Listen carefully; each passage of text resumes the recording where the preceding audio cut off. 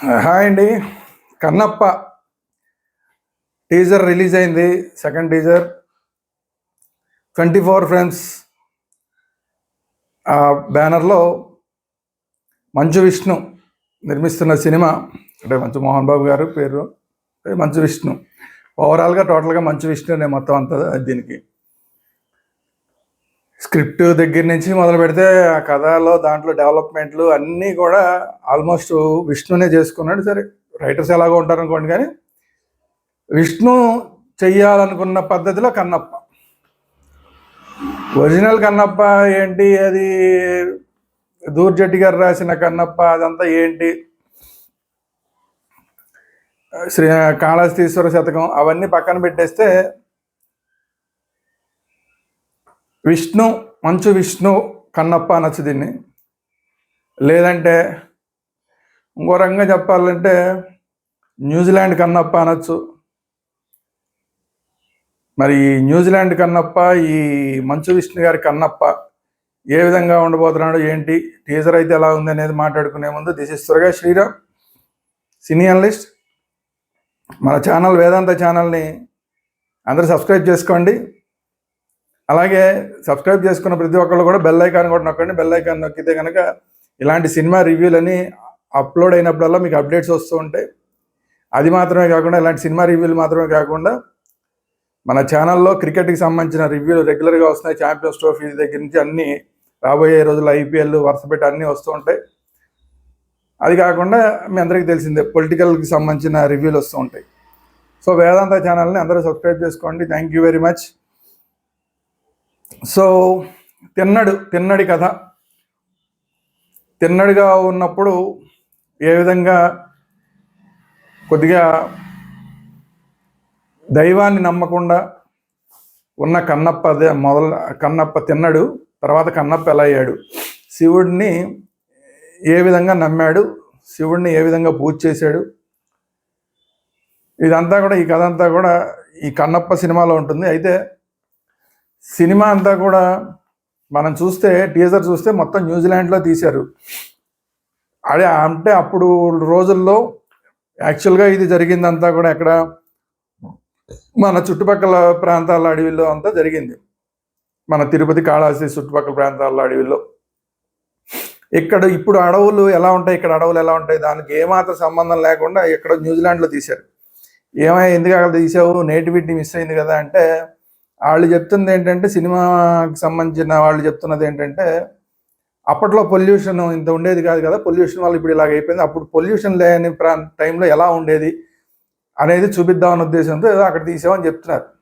కాకపోతే ఏంటంటే అది కూడా ఏమి వాళ్ళ స్టేట్మెంట్గా ఊరికే చూడవలసింది తప్ప అదేం వర్కౌట్ కాదు. ఎందుకంటే ఇక్కడ అంత పొల్యూషన్ లేకపోయినా కూడా అలాంటి మైదానాలు, కొండలు, అలాంటి సెలయేళ్ళు, పెద్ద పెద్ద నదులు అవన్నీ ఏం లేవు. నది ఏం మారలేదు. నదేమి అక్కడ ఉన్న పెద్ద పెద్ద అక్కడ న్యూజిలాండ్లో చూపించే నదులు లాంటి నదులు కాదు ఇక్కడ మన దగ్గర ఉన్న నది. శ్రీకాళహస్తి పక్కన ఉన్న నది ఎలా ఉంది నది, దాంట్లో ఏంటంటే పొల్యూషన్ లేకపోతే కొంచెం ఫ్రెష్ వాటర్ వెళ్తూ ఉంటుంది, అంతే తప్ప కొండలే మారిపోవు. అంత మనకి చూస్తే తెలుస్తుంది. అందులో చూస్తే అంతా కూడా ఏదో ఫారిన్ లొకేషన్లో, అంటే వీళ్ళంతా కూడా ఇంటర్నేషనల్ బిజినెస్ని ఏదో దాన్ని టార్గెట్గా చేసుకుని న్యూజిలాండ్లో తీసినట్టున్నారు. ఇంతకుముందు కూడా నేను చెప్పాను, ఆ గుర్రాల కాళ్ళకి చాలా జుట్టు ఉండే గుర్రాలు, అవన్నీ కూడా ఇండియాలో ఉండవు. అలాంటి గుర్రాలు ఇండియాలో ఉండవు. మరి అలాంటి గుర్రాలను పెట్టి తీశారు. అంటే ఏంటి, టోటల్గా న్యూజిలాండ్లో అక్కడ దొరికే గుర్రాలు, అక్కడ దొరికిన లొకేషన్లు, వాటిల్లో తీశారు. సరే, ఎనీవే, నేటివిటీకి అయితే చాలా దూరంగా ఉంది. కానీ కథ మాత్రం కొంచెం ఆకట్టుకునే కథలాగానే కనిపిస్తోంది. సరే, ఈ రెండో టీజర్ గురించి ఇప్పుడు మాట్లాడుకుంటే, రెండో టీజర్లో ఫస్ట్ ఐశ్వర్య కనబడుతోంది, తర్వాత శరత్ కుమార్ గారు కనబడుతున్నారు, తర్వాత మోహన్ లాల్ గారు కనబడుతున్నారు, తర్వాత మహేష్ ఋషి గారు కనబడుతున్నారు, తర్వాత అక్షయ్ కుమారు, తర్వాత కాజల్, తర్వాత మోహన్ లాల్, మధుబాల, ఫైనల్గా Prabhas look number 1. Prabhas look అయితే మాత్రం చాలా బాగుంది. అతని క్యారెక్టర్ ఎలా ఉంటుంది ఏంటి అనేది సినిమాలో చూపిస్తారు, అది వేరే విషయం. కానీ లుక్ మాత్రం చాలా బాగుంది. ప్రభాస్ లుక్ చాలా బాగుంది.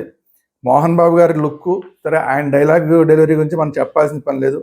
ఏదో ఒక డైలాగ్ ఏదో పెట్టారు, ఆ డైలాగ్ కూడా చాలా చాలా బాగుంది ఆ డైలాగు. తర్వాత మోహన్ లాల్ గారు, వీళ్ళందరినీ మోహన్ లాల్ గారి నుంచి, కేరళ నుంచి మోహన్ లాల్ గారిని, తమిళనాడు నుంచి ఏమో ఐశ్వర్య గారిని, శరత్ కుమార్ గారిని, కన్నడ నుంచి ఒక ఆర్టిస్ట్ని, ఇలా రకరకాల అందరినీ అన్ని ఏరియాల నుంచి, హిందీ ఫీల్డ్ నుంచి ఏమో కాజల్ని, అలాగే అక్షయ్ కుమార్ని, అంటే పాన్ ఇండియా మొత్తం వర్కౌట్ అయ్యేలాగా అన్ని లాంగ్వేజెస్ వాళ్ళని కూడా ఇందులో పెట్టి తీశారు. సరే, మోహన్ బాబు గారు ఆయన యొక్క ఇన్ఫ్లుయెన్స్ అంతా వాడినట్టున్నారు, అందువల్ల ఇంతమంది ఆర్టిస్టులు వచ్చారు, సంతోషం. సో పాన్ ఇండియా రేంజ్ అయితే, సినిమాకి అయితే పాన్ ఇండియా రేంజ్ ఖచ్చితంగా కనబడుతోంది సినిమాలో, దాంట్లో డౌట్ అక్కర్లా. ఇది కాకుండా కథని ఏ విధంగా ఆకట్టుకునేలాగా చెప్పగలుగుతారు, ఎమోషన్స్ పండుతాయా లేదా అన్నది ముందు ఇంపార్టెంట్. టీజర్ అయితే బాగానే ఉంది, టీజర్ అయితే బాగానే ఉంది. ఇది కాకుండా శివుడి మీద ఒక పాట ఒకటి వచ్చింది, లిరికల్ సాంగ్, అదైతే చాలా చాలా బాగుంది, చాలా చాలా బాగుంది. కాకపోతే ఏంటంటే ఆ పార్వతీదేవి మొహాన బొట్టుందో లేదో కూడా అర్థం కాని పార్వతీదేవి. అసలు మామూలుగా పార్వతీదేవి అంటేనే ఎర్రటి కుంకుమ బొట్టునే అసలు పార్వతీదేవి అంటాం. సో అలాంటి పార్వతీదేవికి ఎర్రటి బొట్టు లేకుండా ఏదో స్టిక్కర్ ఏదో పెట్టినట్టున్నారు, వైట్ స్టిక్కర్ ఏదో, మొత్తానికి అది అమ్మాయి స్కిన్ కలర్లో కలిసిపోతుంది. ఏదో చూస్తేనేమో అసలు మొహాన బొట్టు ఉన్నట్టే కనిపించట్లేదు. మరి అలాంటి పార్వతీదేవి, మరి ఆ పార్వతీదేవిని ఓన్ చేసుకుంటారా అంటే, ప్రేక్షకులు ఓన్ చేసుకుంటారంటే కొంచెం కష్టం. పార్వతీదేవిని మాత్రం ఓన్ చేసుకోవడం కష్టం.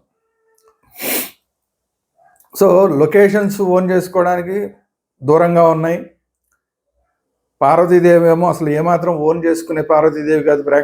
ప్రేక్షకులైనా, ఏ లాంగ్వేజ్ ప్రేక్షకులైనా ఆ పార్వతీదేవి క్యారెక్టర్ మాత్రం ఓన్ చేసుకునే అవకాశం లేదు. అసలు మొహం చూస్తేనే చూడబుద్ధి కావట్లేదు, ఎందుకంటే బొట్టే లేదు. పార్వతీదేవి మొహాన్ని బట్టి లేకపోతే ఇంకేంటి చెప్పండి. బొట్టు ఏదో పెట్టారు, స్టిక్కర్ ఏదో కలర్, ఆ అమ్మాయి స్కిన్ కలర్కి సూట్ మిక్స్ అయిపోయే లాంటిది ఏదో పెట్టారు, అసలు ఉన్నట్టే కనిపించట్లా.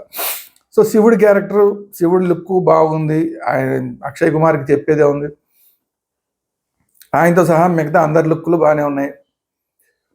విష్ణు కూడా పెర్ఫార్మెన్స్, ఆ పాట వరకు చూస్తే పెర్ఫార్మెన్స్ బాగానే ఉన్నట్లా కనిపిస్తోంది. టీజర్లో కూడా విష్ణు పెర్ఫార్మెన్స్ ఓకే. ఫైనల్గా సినిమాలో ఎలా ఉంటుంది, సినిమా మొత్తం మీద యాక్టింగ్ కన్నా కూడా ఆ ఎమోషన్స్ పండించగలుగుతారా లేదా అన్నది ఇంపార్టెంట్. వీళ్ళు మార్చేశారు కథనేదో, ముందేదో దాడులు జరిగినాయి, వేరే వేరే ప్రాంతాల వాళ్ళు వచ్చి దాడులు చేశారు, వీళ్ళ గూడాల మీద దాడులు చేశారు, ఇలాంటివన్నీ ఏవో పెట్టినట్టున్నారు. ఫస్ట్ హాఫ్ అంతా కూడా ఏదో కొద్దిగా ఎంటర్టైన్మెంట్, ఇంటర్నేషనల్ స్టాండర్డ్లో ఒక 4-5 ఫైట్లు ఉండాలి, గుర్రాలతో రావాలి, బాణాలు వేయాలి, ఇలాంటివన్నీ ఏవో పెట్టుకున్నట్టున్నారు. సో అలాంటివన్నీ ఏవో పెట్టుకుని తీసినట్టుగా కనబడుతోంది. సరే, అది కథకి దానికి ఏం సంబంధం, ఒరిజినల్ కథకి దానికి ఏం సంబంధం ఉండదు అనుకోండి. సెకండ్ హాఫే ఒరిజినల్ కథ. ఆ ఒరిజినల్ కథని కూడా వీళ్ళు ఏ పాయింట్ని తీసుకుని చేశారనేది చూడాలి. ఎందుకంటే మనకు ఆల్రెడీ కృష్ణరాజు గారి సినిమా ఒకటి మైండ్లో ఉండిపోయింది, అలాగే వేరే లాంగ్వేజ్లో కన్నప్పకి సంబంధించి ఆల్రెడీ హిట్ సినిమాలు ఉన్నాయి. సో వాటన్నిటిని దృష్టిలో పెట్టుకుని ప్రేక్షకులు ఈ సినిమాను చూస్తారా, లేదంటే ఇప్పుడున్న సిచ్యువేషన్ ప్రకారం అంతా ఓకేలే అనుకుని చూస్తారా అనేది చూడాలి. ఇప్పుడున్న ప్రేక్షకులకి ఆ రోజు కన్నప్ప, మరి కృష్ణరాజు గారి కన్నప్ప ఇప్పుడున్న కొత్త ప్రేక్షకులకి అయితే తెలియదు, ప్రత్యేకించి చూస్తే తప్ప. సో ఇప్పుడున్న ప్రేక్షకులు దీనిగానే చూస్తారా ఏంటి అనేది చూడాలి. ఓవరాల్గా సినిమా ప్రజెంటేషను, వాళ్ళు ఖర్చు పెట్టిన విధానం అంతా బాగానే ఉన్నట్టుంది, కానీ స్క్రిప్ట్ ఎలా తీసుకొచ్చారు, దాంట్లో ఎమోషన్స్ పండాయా లేదా, ఈ రెండు ఇంపార్టెంట్. అసలు వాస్తవానికి పూర్తి దూరంగా స్క్రిప్ట్ వెళ్ళిపోయినా ఫెయిల్ అవుతుంది, లేదా ఎమోషన్స్ పండకపోయినా కూడా ఫెయిల్ అవుతుంది. ఈ రెండు కనుక బాగుంటే మిగతా అన్నీ, ఇప్పుడు నేను చెప్పిన పార్వతీదేవి, లేదంటే లొకేషన్స్, న్యూజిలాండ్లో తీసిన లొకేషన్స్, ఇవన్నీ ఆవిడ పట్టించుకోడు. నేను చెప్పిన గుర్రాలు అసలు మన దేశంలో ఉండే గుర్రాలు కావాలి. సో ఇలాంటివన్నీ కూడా ఎవరు పట్టించుకోరు. ఎమోషన్స్ పండకపోతే ఇవన్నీ హైలైట్ అయిపోయి ఏంట్రా బాబు ఈ సినిమా అన్నట్లాగా తయారవుతుంది. ప్రభాస్ తీశాడు కదా ఒక సినిమా, ఆ సినిమాలాగా తయారవుతుంది. మొత్తం అందరూ కూడా తిప్పి కొడతారు, ఇదేం రామాయణం నాయన అని చెప్పి తీసాదులు పారేశారు కదా, అలాగ అయిపోతుంది ఈ సినిమా పరిస్థితి కూడా. ఇదేం కన్న ప్రభావం తీసి పడేస్తారు. కానీ ఇప్పటికే చాలా డబ్బులు ఖర్చు పెట్టారు దీని మీద. దాని మీద రిటర్న్స్ రావాలంటే మోహన్ బాబు గారు చెప్పినట్టు ప్రభాస్ ఉన్నాడు కాబట్టి ఆ డబ్బులు రిటర్న్ వచ్చేసే అవకాశం ఉందంటే ఎస్ వచ్చే అవకాశం ఉంది ఖచ్చితంగా. అందులో ప్రభాస్ లుక్ కూడా బాగుంది. ఆ ప్రభాస్ ఒక్కటే షాట్ తీశారు, సజెషన్ షాట్, ఎవరో వెనకాల నుంచి ఇలా రివీల్ చేస్తే ప్రభాస్ రివీల్ అవుతున్నాడు. ముందు ఒకళ్ళు ఎవరో ఉన్నారు, అక్కడి నుంచి కెమెరా ఇలా ప్యాన్ చేస్తే ప్రభాస్ ఫేస్ అనేది రివీల్ అవుతుంది. ప్రభాస్ లుక్ అద్భుతమైన లుక్ ఇచ్చాడబ్బా ప్రభాస్ మాత్రం. నాకు పిచ్చగా నచ్చాడు ప్రభాస్. ఆ లుక్ మాత్రం ప్రభాస్ పిచ్చగా నచ్చాడు. మోహన్ బాబు గారు చాలా బాగుంది, ఆయన గెటప్ కానీ, ఆయన ఆహార్యం కానీ, ఆయన మాట్లాడే విధానం కానీ చాలా బాగుంది. సరే, విష్ణు అంటారా, విష్ణు గొప్ప నటుడు కాకపోయినా కూడా ఈ పాత్రకి సరిపడా నటిస్తే కూడా చాలు, ఆ ఎమోషన్స్ పండించగలిగితే చాలు, మొత్తం సినిమా సక్సెస్ అయిపోతుంది. మరి ఆ ఎమోషన్స్ పండించలేకపోతాడా, ఏం జరుగుతుంది అనేది వేచి చూడాల్సిన పరిస్థితి.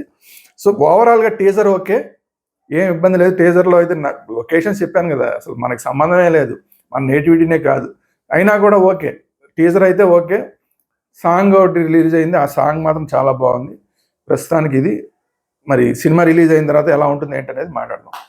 సో ఈ వీడియో కనుక మీకు నచ్చినట్టు లైక్ చేయండి, మీ అభిప్రాయాలు ఏంటనేది కామెంట్ రూపంలో తెలియజేయండి. సేమ్ టైం మన ఛానల్ని అందరికీ షేర్ చేయండి, మన ఛానల్ని సబ్స్క్రైబ్ కూడా చేసుకోండి, వేదాంత ఛానల్ని సబ్స్క్రైబ్ చేసుకోండి. Thank you very much. Bharat Mata కీ జై.